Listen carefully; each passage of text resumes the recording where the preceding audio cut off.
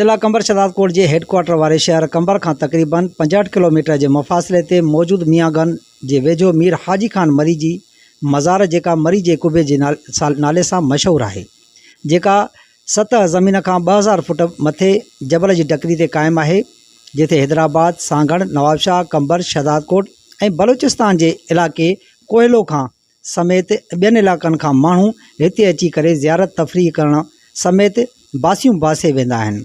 हाजी मरी खान कुबे के हवाले से तारीख़ी किताब और अदीबन जो चवण है त कलोड़ा दौर का भी पहिरियां दौर में हाजी खान मरी उन वक्त फ़ौज जो कमांडर हुयो जेको जंग दौरान शहीद थियो हो।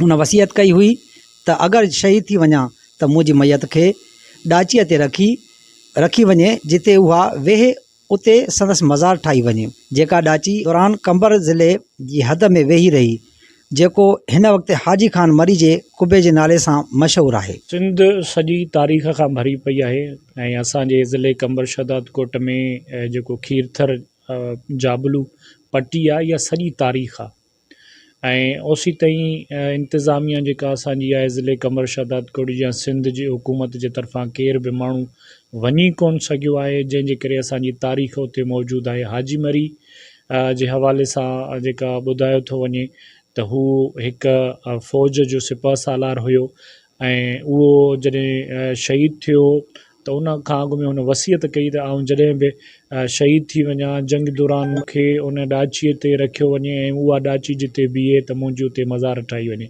हिन वक्त जेका कंबर खां तक़रीबन 62-63 किलोमीटर जे फ़ासिले ते हाजी मरी जी हीअ मज़ार मौजूद है। इहा 2000 फुट जी बुलंदियुनि ते खीरथर जी टकरनि ते आहे ऐं इन में हिन वक्त ताईं का भी सहूलत काने का ऐं ही मकबरो जेको आहे सो ज़ुबून हालीअ जो शिकार थींदो थो वञे पियो। ज़िले इंतज़ामिया सिंध हुकूमत जो को भी तवज्जो कोन्हे को। सिंध, पंजाब, बलूचिस्तान ऐं परे परे खां माण्हू जेको आहे सो हिते अचनि था पिया, ख़ासि करे मरी कबीले जा।